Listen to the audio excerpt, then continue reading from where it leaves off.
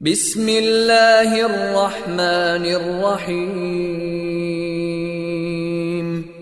شروع اللہ کے نام سے جو رحمان و رحیم ہے۔ اقرأ بسم ربک الذی خلق۔ پڑھو اے نبی اپنے رب کے نام کے ساتھ جس نے پیدا کیا۔ خلق الانسان من علق۔ جمے ہوئے خون کے ایک لوتھڑے سے انسان کی تخلیق کی۔ اقرأ وربک الاکرم۔ پڑھو اور تمہارا رب بڑا کریم ہے۔ الذی علم بالقلم۔ جس نے قلم کے ذریعے سے علم سکھایا۔ علم الانسان ما لم يعلم۔ انسان کو وہ علم دیا جسے وہ نہ جانتا تھا۔ عزیز طلبہ السلام علیکم۔ سابقہ سہ ماہی میں ہم نے آپ کو نثر کے 4 سبق پڑھائے اور نظمیں 3 اور ایک غزل۔ یہ تمام کام مواصلاتی ذرائع کے ذریعے سے بھی جاری رہا اور لکھائی کے ذریعے سے بھی جاری رہا۔ ہر ہفتے کا کام آپ کے پاس ہفتہ وائز پہنچتا رہا اور آپ نے اس کو اپنی کاپی پر یقیناً حل بھی کر لیا ہوگا۔ کاپی کے بارے میں آپ خوب جانتے ہیں کہ کاپی کا جو پہلا صفحہ ہوتا ہے جس کو ہم فہرست کہتے ہیں، یہ فہرست آپ کو نظر آ رہی ہوگی۔ اس میں تاریخ، سبق کا عنوان، کیفیت، دستخط وغیرہ، صفحہ و نمبر وغیرہ لکھا ہوا ہے۔ یہاں جو تاریخ آپ لکھیں گے وہ تاریخ وہی لکھی جائے گی جو آپ کو مواد حل میں دی گئی ہے، اور ہفتہ نمبر جس طرح آپ نے کام لکھا ہے، جس ہفتے میں جو کام دیا گیا ہے اس ہفتے کے حساب سے لکھیے۔ درمیان میں جہاں کہیں بھی ہفتہ نمبر آ جاتا ہے آپ وہاں ہفتہ نمبر لکھیے اور نیچے اس کو کام کو مکمل کیجیے۔ ٹھیک، یہ کام آپ لوگوں کو اپنے طریقے سے جو کہ پہلے بھی آپ لوگوں نے کیا ہے اسکول میں، اسی طریقے سے اس کو مکمل کرنا ہے۔ اور جب یہ کام سارا مکمل ہو جائے، یعنی مضامین بھی لکھ دیا گیا، گرامر بھی ہو گیا، لیٹر بھی ہو گیا، سب چیز ہو گئی اس میں، تو پھر ایک بات کا آپ کو خیال رکھنا ہے، آخر میں جو اختتامی صفحہ بنتا ہے وہ آپ کو بنانا ہے۔ ٹھیک ہے، اس کے اندر بھی وہی لکھا جائے گا جو کہ ہم نے یہاں پہ بھی لکھا ہے، نکات اول کی پہلی سہ ماہی کا اختتام، اور نیچے اس کے جو 4 سبق ہم نے پڑھے وہ، اور جو نظمیں پڑھی وہ، اور جو ہم نے غزل پڑھی وہ، اور اس کے بعد جو مضمون وغیرہ لکھے گئے وہ سب اس کے اندر لکھے ہوئے آئیں گے۔ آج جو ہم بات کریں گے وہ جو کچھ بھی ہم نے اس سہ ماہی میں پڑھا اس کو تھوڑا سا دہرائیں گے، کچھ باتیں اس میں ہوں گی اور کچھ اسباق بتائے جائیں گے، کون کون سے سبق ہم نے پڑھے، یہ سبق کس نے لکھے، اور اس سبق کا تھوڑا سا موضوع کیا تھا، یہ چند باتیں اس کے اندر آئیں گی۔ اردو لازمی کا 10 کلاس کی اردو لازمی کا جو سب سے پہلا سبق تھا وہ اخلاق نبوی۔ اخلاق نبوی جو سبق ہے یہ مولانا شبلی نعمانی صاحب نے لکھا۔ اخلاق نبوی پہ بہت سیر حاصل گفتگو ہوئی، اس کے علاوہ بھی آپ ہر جمعے کو تقاریر سنتے ہیں، اس میں حضور صلی اللہ علیہ وسلم کے اخلاق کی واضح طور پر عکاسی کی جاتی ہے۔ تو کچھ باتیں یہاں سے ہم نے آپ کو بتائی، کچھ باتیں آپ نے پہلے بھی پڑھی ہوئی تھیں، کچھ باتیں آپ نے کہیں اور سے بھی سیکھی ہوں گی۔ حضور صلی اللہ علیہ وسلم کے بارے میں تو تمام مسلمانوں کو کچھ نہ کچھ معلوم ہوتا ہے، اور ہر بندہ ہی آپس میں جب بیٹھتے ہیں تو تھوڑا بہت ایک دوسرے کو بتاتا ہے۔ تو جواب میں یہ لازم نہیں ہوتا کہ جب حضور صلی اللہ علیہ وسلم کی ایک بات پوچھی جائے تو جو بات پوچھی جائے وہ تو ٹھیک ہے، جب کھلا سوال ہو کہ بھائی حضور صلی اللہ علیہ وسلم نے اس بارے میں کیا کہا، تو حضور صلی اللہ علیہ وسلم تو بہت ساری حدیثیں کہی ہیں، آپ کو کوئی اور حدیث معلوم ہو تو آپ لکھ سکتے ہیں، وہ حدیث بھی آپ لکھ سکتے ہیں۔ پابند نہیں ہے کہ جو کام آپ کو کرایا گیا ہے صرف اس پہ اکتفا کریں، اس کے علاوہ بھی علم کے اور بہت سارے ذرائع ہیں، آپ ان سے بھی استفادہ حاصل کر سکتے ہیں۔ حضور صلی اللہ علیہ وسلم کے سبق میں جب مکمل کر لیا تو اس کی جو مشق تھی اس میں سوال و جواب تھے، وہ سوال و جواب آپ نے یاد کرنے ہیں، پڑھنے ہیں۔ یاد کرنے کا طریقہ کیا ہے، یعنی جو جواب ہم نے آپ کو لکھ کر دیا ہے کاپی پر یا اس میں، لازم نہیں ہے کہ آپ اس کو یاد کریں۔ طریقہ یہ ہے کہ آپ سب سے پہلے سبق پڑھیں، جتنے بھی اس میں سوال جواب ہیں وہ سوال پڑھ لیں، سوال کے بعد آپ اس سبق کو پڑھیں، جب تک آپ سبق کتاب میں لکھا ہوا سبق نہیں پڑھیں گے آپ کو کوئی جواب یاد نہیں ہوگا. جواب ایک چھوٹی سی چھوٹا سا پیرا ہے، سبق ایک وسیع چیز ہے. ایک بڑی چیز میں سے چھوٹی نکالنا تو آسان ہے، ایک چھوٹی چیز میں سے بڑی آپ مشکل کر لیں گے. تو جو جواب لکھوایا گیا ہے وہ حتمی نہیں ہے. آپ سبق پڑھیں، سبق پڑھنے کے بعد اس سوال کا جو جواب آپ کے ذہن میں بنتا ہے آپ وہ بھی لکھ سکتے ہیں، اپنے الفاظ میں بھی آپ اس کو لکھ سکتے ہیں. لازم نہیں ہے کہ وہی الفاظ استعمال کیجئے جو کہ ہم نے آپ کو کاپی میں یا ہم نے آپ کو مواد حل میں دیے. تو معلوم یہاں سے ہی چلے گا کہ آپ نے جو سوال پڑھا ہے اس کو سمجھا کتنا ہے. کیا صرف وہ بات یاد کر لی جو ہم نے بتا دی، یا آپ نے کتاب پڑھی یا اور کتاب پڑھی اس کا علم بھی اس میں شامل کیا؟ کیونکہ جو طالب علم اپنی طرف سے لکھتا ہے وہ لازم نہیں ہے کہ وہی الفاظ استعمال کرے جو ہم نے کیے. الفاظ میں فرق آئے گا، اس فرق سے ہی پتہ چلتا ہے کہ اسٹوڈنٹ نے، طالب علم نے خود لکھا ہے یا ہمارا لکھا ہوا بالکل ایز اٹ از یاد کیا. اس کو جیسے آپ یاد کریں گے وہ 2-4 روزوں میں بھول جائے گا، لیکن کتاب سے پڑھ کر جو آپ لکھیں گے وہ نہیں بھولے گا آپ کو جلدی سے. اس میں بہت سارے سوال ہیں. پہلے سوال نمبر 1 میں جو ہیں مزید 4-5 سوال ہیں، ان کے جوابات آپ کو لکھوا دیے گئے، بتا دیے گئے. اور اس کے بعد ایک سوال نمبر 2 ہے، اس میں قصیر الانتخابی ہے، ایک لائن لکھ دی جاتی ہے، نیچے اس کے 4 جواب دیے جاتے ہیں، اس 4 میں سے ایک جواب ٹھیک ہوتا ہے، آپ نے اس کو منتخب کرنا ہے. اس میں بھی ایسا ہی ہے. دیکھیں 4-5 سوال ہیں اس میں. مثلا مصافحہ کرنے کا مطلب سلام کرنا، گلے ملنا، مسکرا کے ملنا یا ہاتھ ملانا. مصافحہ ہاتھ ملانے کو کہتے ہیں، ہاتھ ملانے کو مصافحہ کہتے ہیں. گلے ملنے کو مصافحہ نہیں کہتے، گلے ملنا معانقہ کہلاتا ہے. یہاں بات ہو رہی ہے مصافحہ کی. مصافحہ کسے کہتے ہیں؟ ہاتھ ملانے کو مصافحہ کہتے ہیں. اس میں آپ دیکھیں ایک جواب آپ کا جو ہے 4 نمبر کا وہ صحیح ہے. تو اسی طریقے سے نیچے خالی جگہ دی جاتی ہیں، سینٹینس آپ کو دیا ہوا ہے، فکر آپ کو دیا ہوا ہے، اس میں ایک لفظ غائب ہے، وہ لفظ آپ نے اس میں لکھنا ہے، وہ خالی جگہ پر ہو جائے گی. یہ جو خالی جگہ ہے اور اوپر جو قصیر الانتخابی ہے، ان دونوں میں کو ملا کر بھی قصیر الانتخابی بنائے جا سکتے ہیں. آپ کے پرچے میں، آپ کے پیپر میں دونوں میں سے بنائے جائیں گے. آپ یہ مت سمجھیے گا کہ جو قصیر الانتخابی ہے وہ صرف قصیر الانتخابی رہے گا اور جو خالی جگہ ہے وہ صرف خالی جگہ رہے گی. خالی جگہ کی بھی قصیر الانتخابی بنائی جا سکتی ہے، قصیر الانتخابی سے خالی جگہ بنائی جا سکتی ہے. آپ کو یاد ہونا چاہیے، تبھی آپ اس کو فل کر پائیں گے. اس کے بعد سوال ایک اور ہے، اس کے اندر غلط یا صحیح کا نشان لگانے ہیں. سینٹینس یا جملہ لکھا ہوا ہوتا ہے، سبق کے حساب سے آپ نے اس کو پڑھنا ہے اور اس کے بعد دیکھیں وہ صحیح ہے یا غلط. صحیح ہے تو ٹک کا نشان لگا دیں، غلط تو کراس کا نشان لگا دیں. یہ بھی اس کے اندر موجود ہے. اگلا سبق جو ہم نے پڑھا تھا وہ تھا امید کی خوشی. امید کی خوشی سر سید احمد خان صاحب نے لکھا تھا. یہ بڑے بلند پایا سیاستدان، عالم اور مفکر تھے. انہوں نے مسلمانوں میں انگریزی تعلیم رواج کرنے میں بڑا اہم کردار ادا کیا. ان کے بنایا ہوا اسکول جو علی گڑھ میں ہے، اسکول کالج، اب وہ یونیورسٹی ہے. جب اسکول اور کالج کے دور میں بھی انہوں نے بہت خدمات سر انجام دی اور آج بھی اس سے بچے فیض یاب ہو رہے ہیں. امید کی خوشی میں، امید کا مطلب ہوتا ہے آس.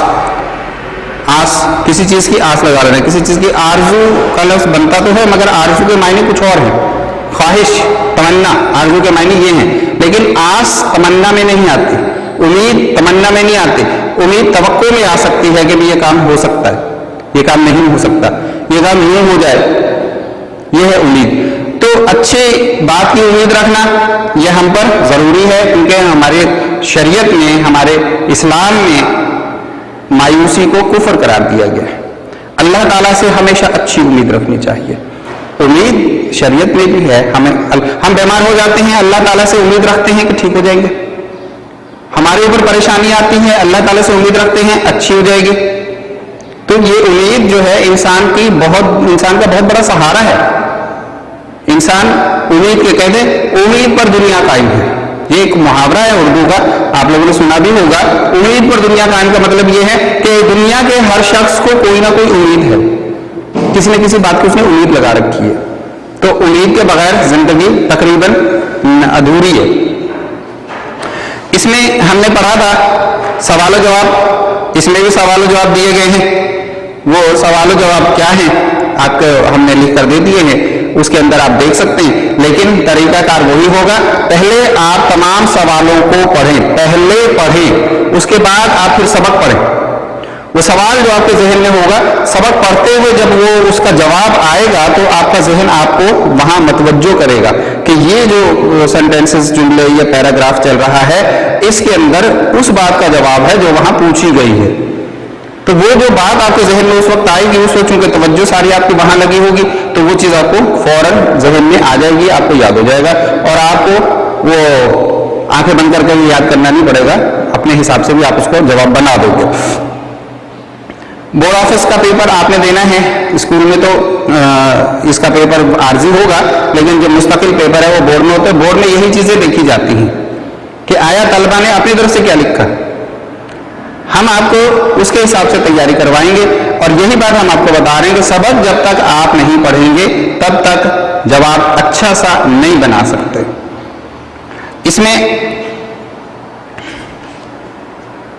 دو جملوں کی تشریح، الفاظ، تراکیب، 5 تراکیب الفاظ لفظی ہیں وہ بھی اس میں شامل ہیں۔ یہ سارے کام آپ کے مواد حل میں کروا دیا گیا ہے۔ کچھ جملے بھی ہیں جن کے آپ نے جملے بنانے، الفاظ ہیں ان کے جملے بنانے ہیں، یہ بھی کام آپ کو کر دیا گیا ہے۔ جملے بنانے کے بارے میں آپ سے عرض ہے کہ لازم نہیں ہے جو جملے ہم نے آپ کو بنا کے دیے آپ وہی لکھیں، ان الفاظ کے آپ اگر ان سے زیادہ اچھا جملہ بنا سکتے ہیں آپ لکھ سکتے ہیں، آپ پابند نہیں ہیں۔ میرے بنائے ہوئے جملے یا میرے بتائے ہوئے جملے اس کے پابند نہیں ہیں، میں آپ کو صرف طریقہ بتا رہا ہوں کہ آپ اس لفظ کو اس طریقے سے استعمال کریں۔ اس طریقے میں تو کئی سارے اور جملے بنتے ہیں، آپ کوئی اور جملہ بھی بنا سکتے ہیں، وہ بھی آپ لکھ سکتے ہیں، بشرطے کہ الفاظ اچھے ہوں۔ الفاظ کا خیال رکھنا ہے آپ کو کہ الفاظ اچھے چنیں جملہ بناتے ہوئے، اپنی طرف سے جملہ بنائیے۔ کسی بھی کتاب کو کھول کے دیکھ لیں، وہاں یہی لکھا ہوتا ہے کہ ان جملوں کو ان الفاظ کو اپنے جملوں میں استعمال کریں، ان الفاظ کو اپنے جملوں میں استعمال کریں۔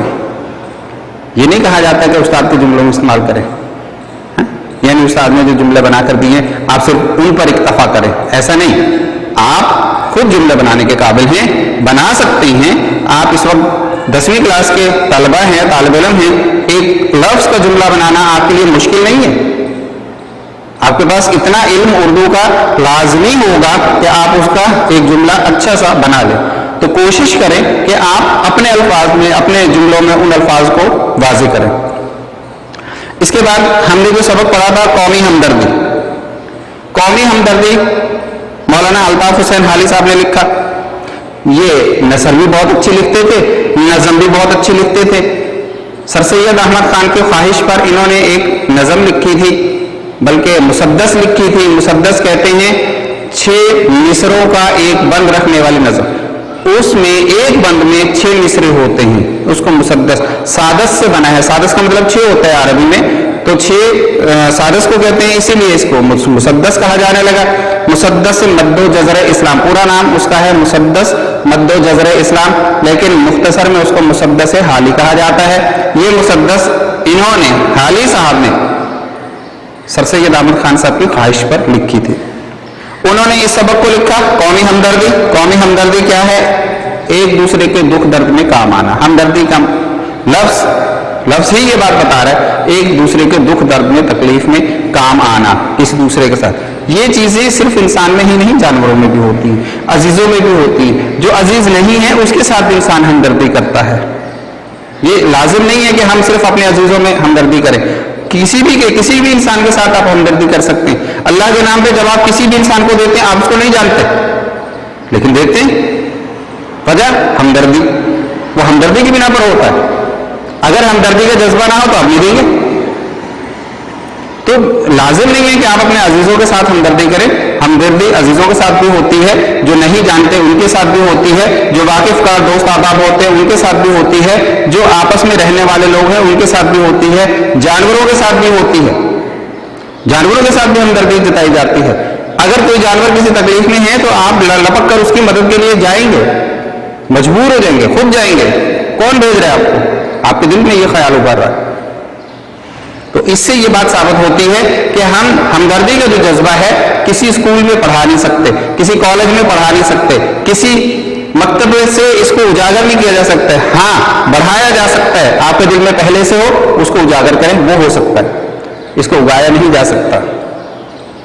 یہ سارا کام اللہ تعالیٰ خود کرتے ہیں۔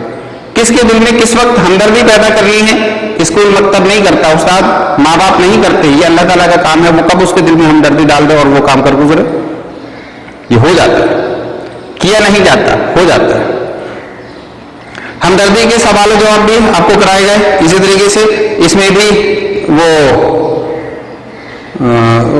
MCQs کہتے ہیں جس کو آپ کثیر الانتخابی، یہ سوال موجود ہے اور یہ بھی آپ کو کرایا جاتا ہے۔ ہمدردی ایک خاصیت ہے، مثلا قدرتی، مصنوعی، نمائشی، تجارتی، یعنی اگائی جاتی ہے، بنائی جاتی ہے، تجارتی ہے، کس طریقے قدرتی ہے، قدرتی کا مطلب رب کی طرف سے ہے۔ اللہ تعالیٰ کب کسی کے دل میں ہمدردی پیدا کر کے کون سا کام لے لے یہ ہم نہیں جانتے۔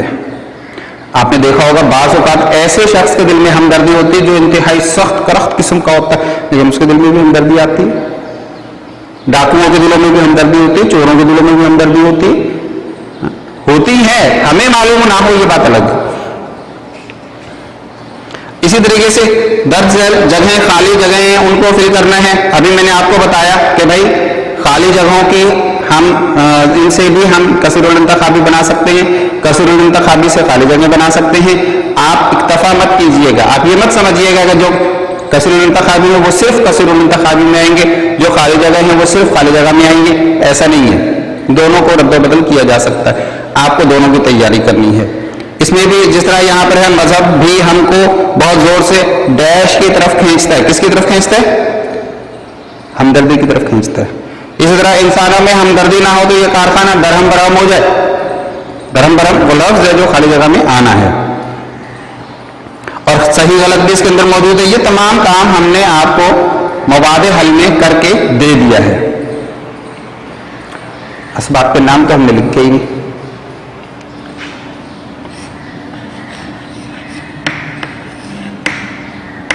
اخلاق نبوی پہلا سبق، دوسرا امید کی خوشی،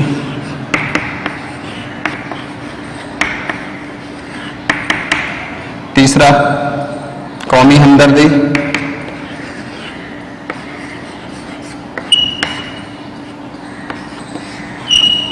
چوتھا رشتہ ناتا،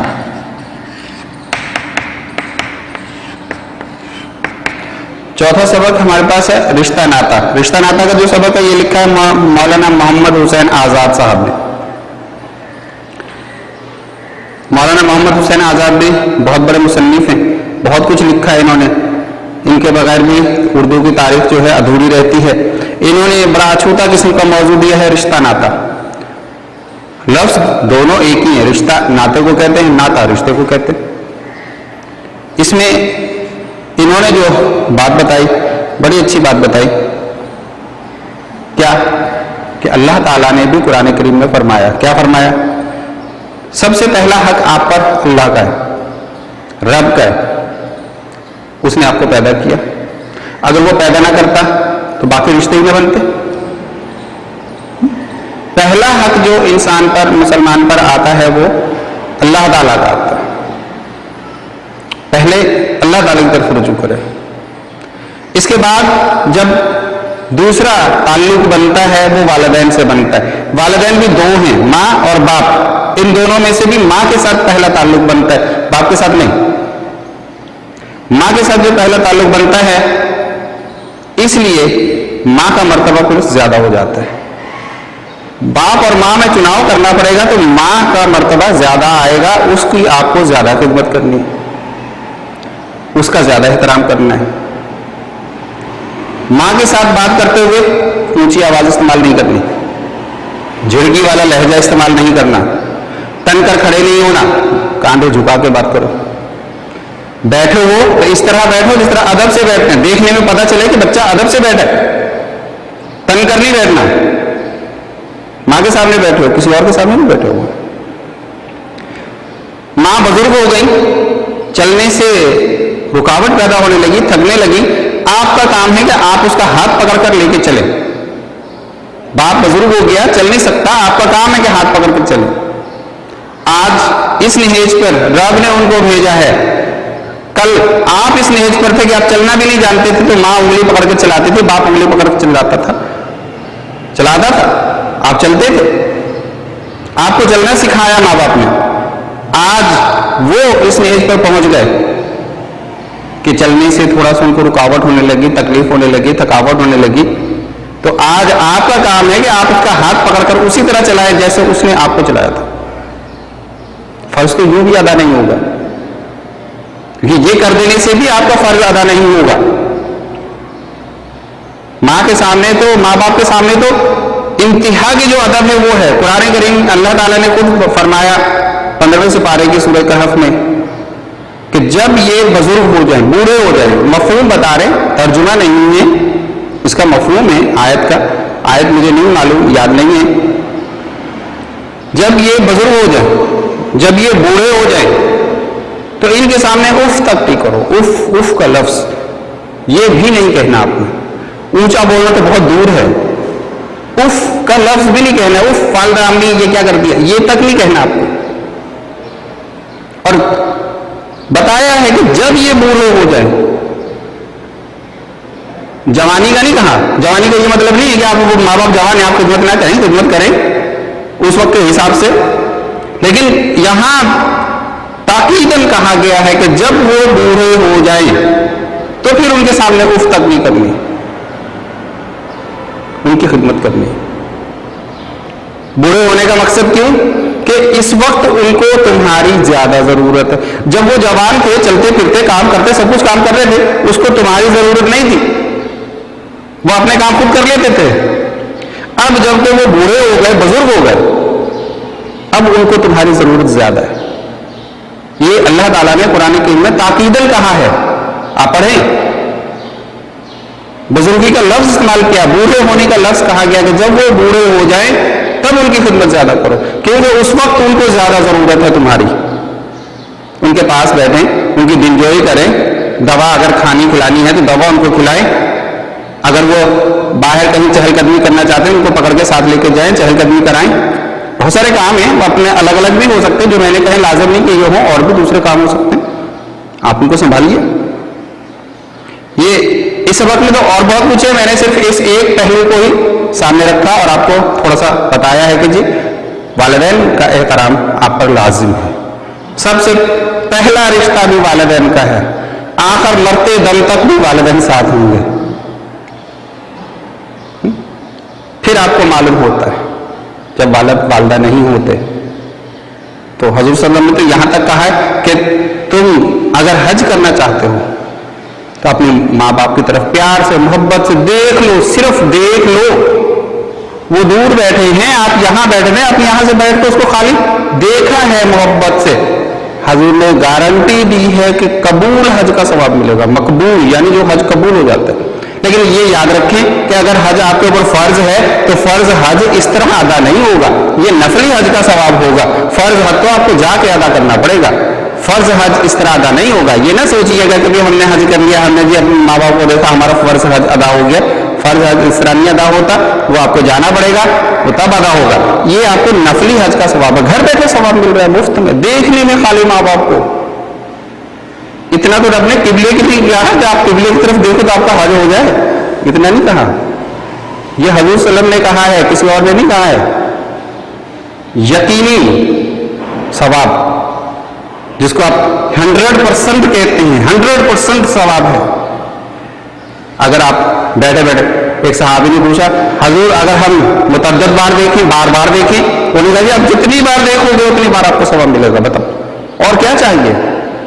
گھر بیٹھے آپ کو حج کا ثواب مل رہا ہے. اس سبق میں بھی ہم نے سوال جواب کرائے، سوال جواب بھی اس میں موجود ہیں. مثلا دنیا کی بہبود کے لیے کون کون سی چیزیں ضروری ہیں، اگر بزرگ تم سے خوش نہ ہوں گے تو کیا ہوگا، آپ کو پتا ہے کیا ہوگا.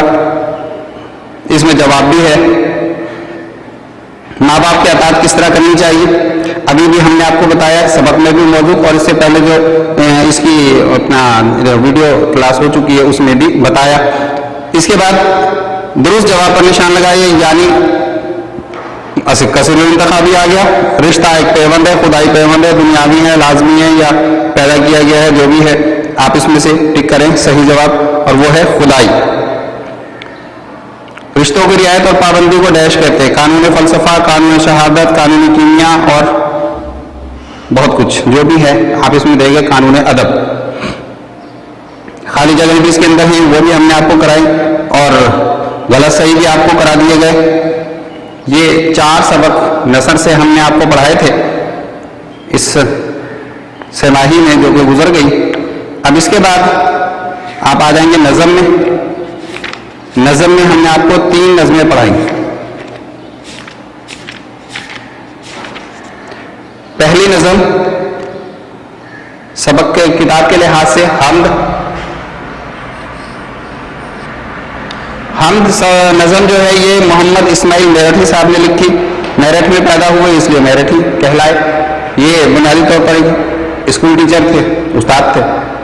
میرٹھ سہارنپور میں، یہ 7 شہر ہیں ہندوستان میں. دونوں جگہوں پہ ان کی تعیناتی ہوتی رہی. دونوں جگہوں پہ اسکولوں میں انہوں نے پڑھایا.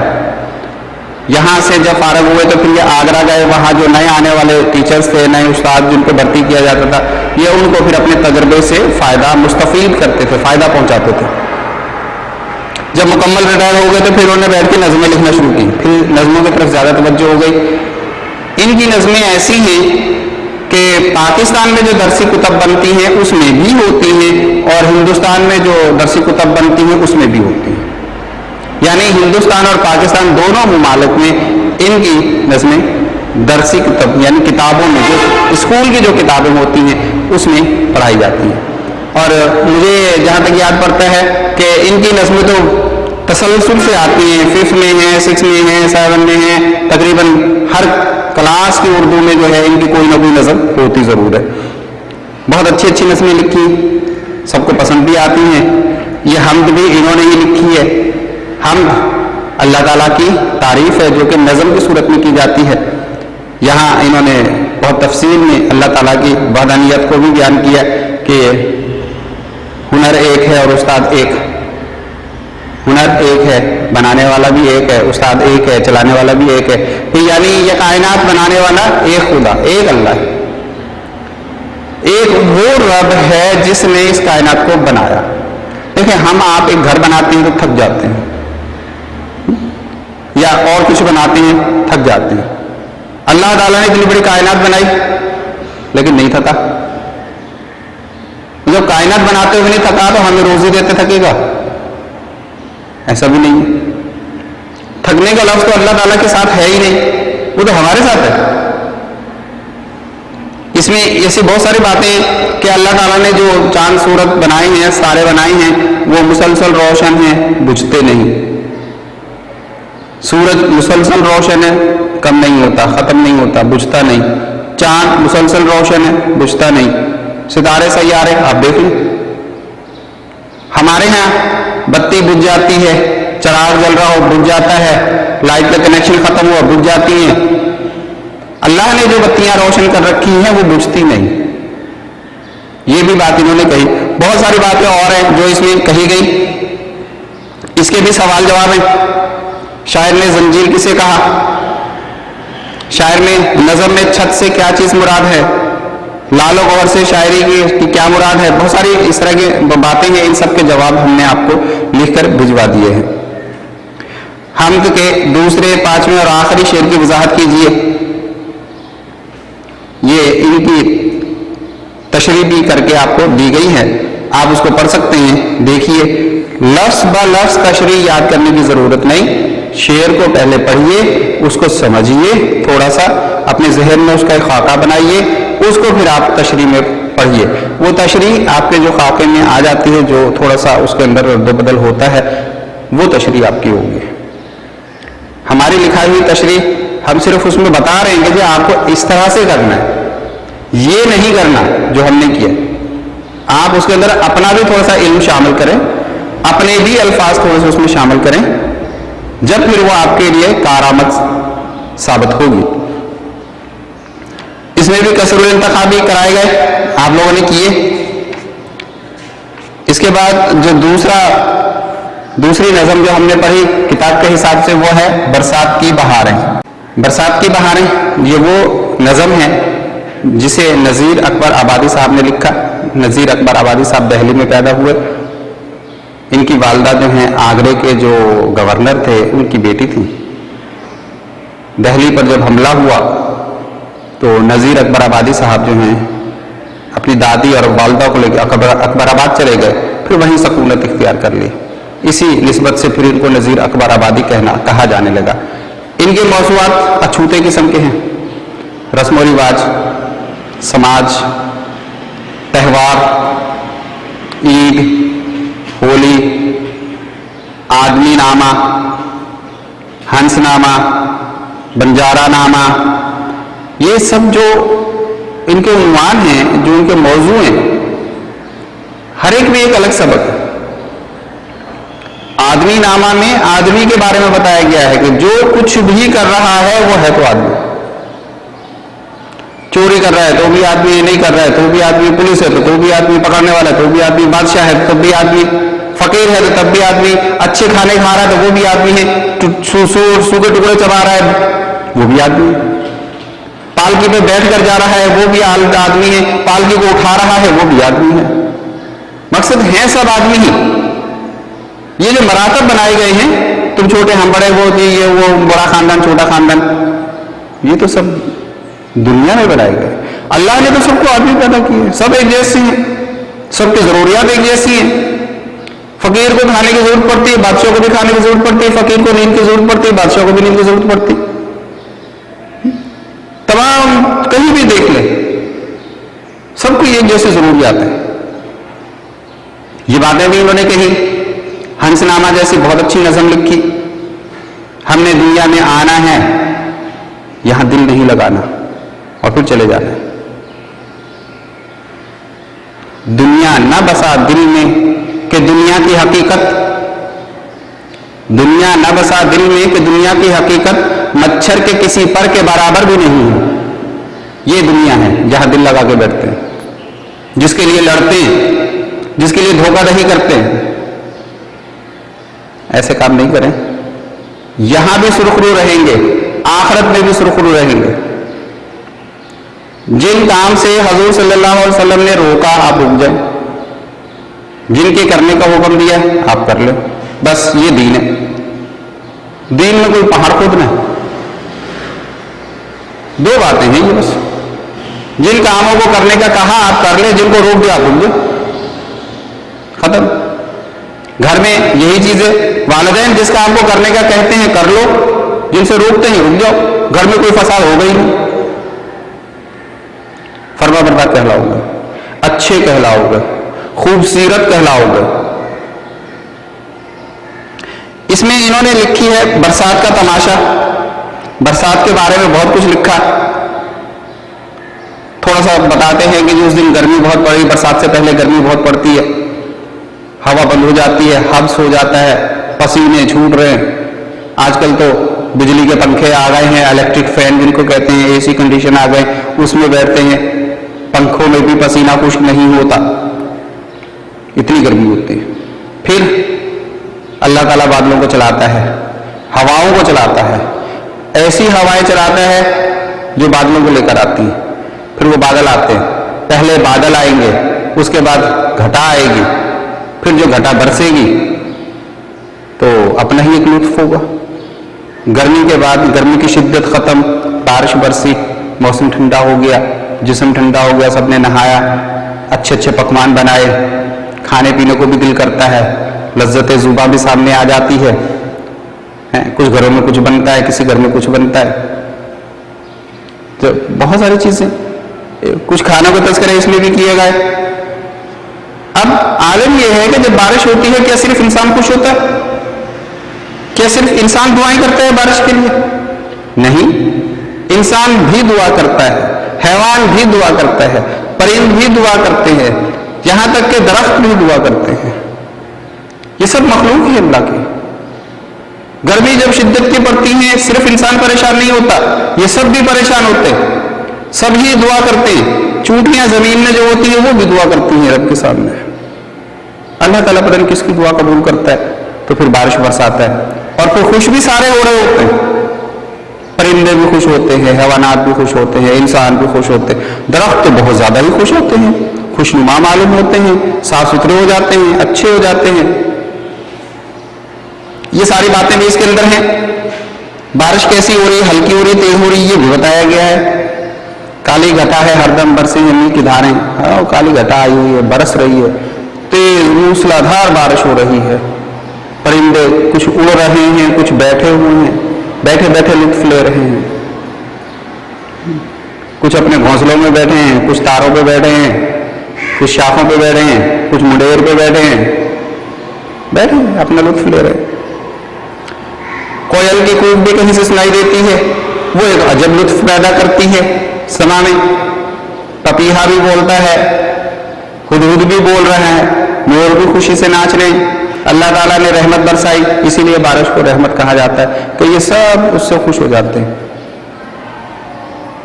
کھانے پینے کیا ہوتے ہیں؟ میوے بھی ہوتے ہیں، مٹھائی بھی ہوتی ہے، آم بھی ہوتے ہیں، انگور بھی ہوتے ہیں، زردے بھی پکتے ہیں، پلاؤ بھی پکتے ہیں، گلگلے بھی پکتے ہیں، پکوڑے بھی بنتے ہیں، حلوہ پوری بھی بنتی ہے، بہت کچھ بنتا ہے. یہ مخصوص ہیں کھانے اس کے ساتھ. اس میں بھی سوال جواب ہیں اور کثیر الانتخابی بھی ہیں. بارش کی وجہ سے تازہ تازہ موجود ہیں، پھل موجود ہے، میوے موجود ہے، زردے ہیں، پکوان ہیں، کون کون سی چیزیں موجود ہیں. نظم پڑھیں گے تو آپ کو پتہ چل جائے گا کون سی چیز موجود ہے. تازہ تازہ پھلوں کے لیے استعمال ہوتا ہے، پکوان کے لیے استعمال ہوتا ہے، پھلوں کے لیے استعمال ہوتا ہے. اس کے بعد ایک اور نظم جو ہم نے آپ کو پڑھائی وہ تھی دنیا اسلام.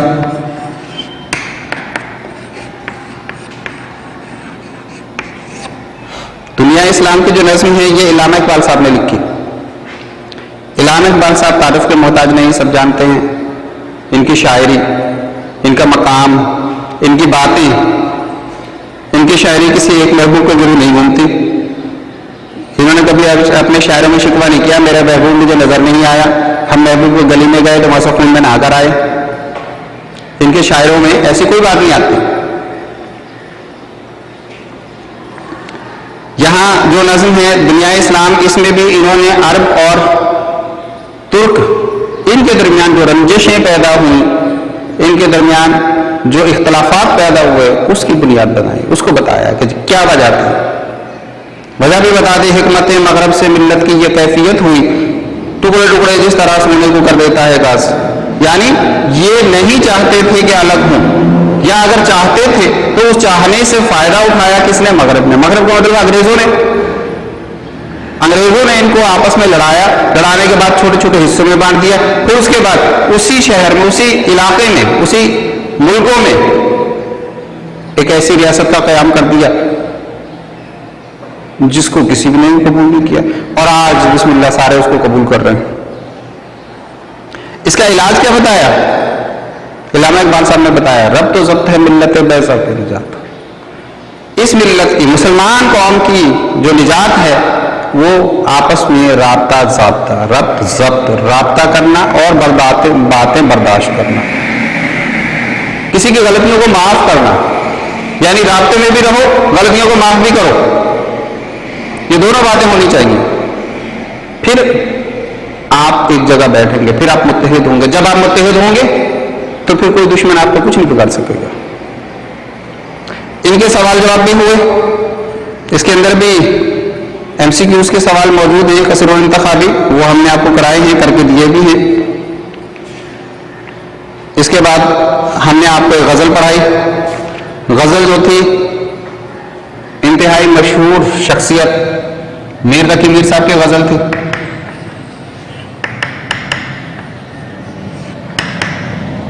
میر تقی میر صاحب وہ شاعر ہیں کہ بعد میں آنے والے ہر شاعر نے ان کی تعریف کی. شہنشاہ تغزل کہا، خدائے سخن کہا، غم کا سفیر کہا. ان کی شاعروں میں غم بھی ہے، خوشی بھی ہے، لیکن غم کا زیادہ عنصر ہے. آگرہ میں پیدا ہوئے تھے، پھر یہ لکھنؤ چلے گئے. وہاں پر جو موجود تھے اشخاص، آصف الدولہ صاحب، انہوں نے ان کی بہت خدمت کی، بہت قدر کی. ان کی شاعری سادہ سے الفاظ میں ہوتی ہے اور بات پوری کہہ جاتے ہیں. چند الفاظ میں پورا مجموعہ کہہ جاتے ہیں. جس طرح اس میں ایک شعر دکھائی دیے یوں کہ بے خود کیا ہمیں آپ سے بھی جدا کر چلے. الفاظ چند ہیں، کہانی پوری بیان کر گئے، قصہ پورا بیان کر گئے. ہوا یہ تھا، یوں ہوا، یوں ہوا، یوں ہوا، ساری باتیں تفصیل بیان کرو تو پتہ چلتا ہے کہ جی موسیٰ علیہ السلام نے اللہ تعالیٰ سے خواہش ظاہر کی، مجھے اپنا جلوہ دکھائیے. اللہ نے پہلے منع کر دیا، پھر ان کے اسرار پر ان کو دکھایا. جب جلوہ دکھایا تو وہ بے ہوش ہو گیا. یہ کہانی ہے اس کے اندر. اس کے علاوہ بھی اور بہت سے ان کے اشعار ایسے ہیں. وہی ایک اور شعر بھی میں نے اکثر پڑھا ہے، پہلے بھی پڑھا ہے. اشک آنکھوں میں کب نہیں آتا، لہو آتا ہے تب نہیں آتا. اب چھوٹی سی بات تو نہیں ہے لیکن الفاظ تھوڑے سے ہیں. اشک آنسو کو کہتے ہیں کہ آنسو آنکھوں میں آنا کب ختم ہوتے ہیں، کب آنا بند ہو جاتے ہیں؟ نہیں آتے. کب نہیں آتے؟ کون سا وقت ایسا ہے جب آنسو آنا بند ہو جاتے ہیں؟ پھر انہیں کہہ دیا، خود جواب دے رہے، لہو آتا ہے تب نہیں آتا. یعنی جب آنکھوں سے رو رو کے خون بہنا شروع ہو جائے تو خون بہنا تو شروع ہو جائے گا، آنسو بند ہو جائیں گے. اب اتنا کون روئے بیٹھ کے؟ اس کے بعد اس غزل کے وہ قصر الانتخابی سوال جواب بھی ہیں، دوسرے سوال بھی ہیں. یہ سارے ہم نے آپ کو کرائے. یہ کتاب کا کام تھا جو سارا آپ کو مکمل کروایا گیا. اس کے بعد گرامر کا کام کروایا گیا تھا.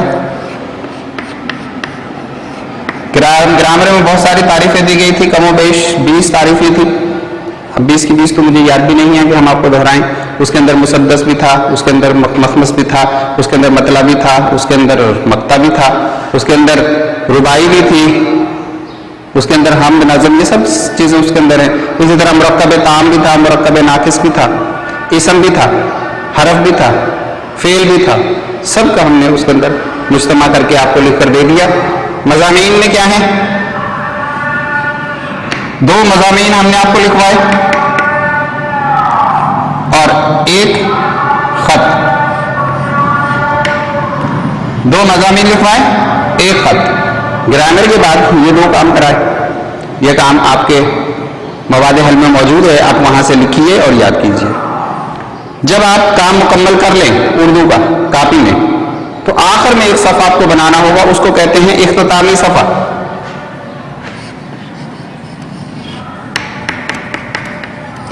اختتامی صفحہ میں پھر آپ نے اسی طریقے سے سارا لکھنا ہے. یہ سبق لکھے جائیں گے، یہ نظمیں لکھی جائیں گی، یہ غزل لکھی جائے گی، گرامر کا حصہ جو ہے یہ لکھا جائے گا.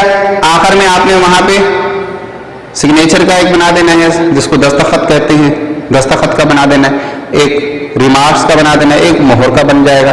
وہ صفحہ آپ کا مکمل ہو جائے گا. جب یہ صفحہ مکمل ہوگا تو ہم اس پہ مہر لگا دیں گے، آپ کا کام مکمل ہو جائے گا. اب آپ دیکھیں آپ کا پرچہ کس صورت میں بنے گا. پرچہ اردو طریقہ وہی ہے جیسے کہ بورڈ آفس میں بنتا ہے. جیسے بورڈ آفس میں بنایا جاتا ہے ویسے ہی یہاں پہ بنایا جائے گا. پہلا سوال کثیر الانتخابی، حصہ الف بھی کہہ سکتے ہیں آپ اس کو. حصہ الف میں کثیر الانتخابی سوال ہوں گے.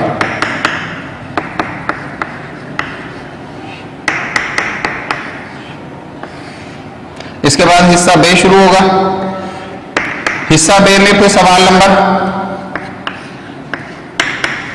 2 سے لے کر کے سوال نمبر 10 تک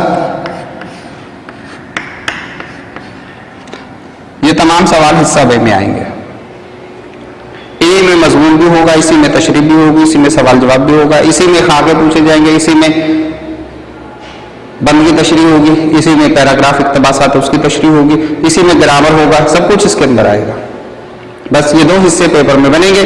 پہلے حصے میں کثیر الانتخابی آ جائے گا، دوسرے حصے میں پورا پیپر آپ کا ہوگا. اس پیپر کو آپ نے ذہن نشین رکھنا ہے اور کام مکمل کر کے جلد از جلد اسکول میں پہنچا دیجیے تاکہ اس کو چیک کیا جا سکے، اس کا جائزہ لیا جا سکے، غلطیوں کی اصلاح ہو جائے. آپ کی بہت مہربانی. یہ اس سلسلے کی آخری کلاس تھی. اب آگے کیا ہوگا یہ انشاءاللہ ہم آگے بتائیں گے. تب تک کے لیے اللہ حافظ.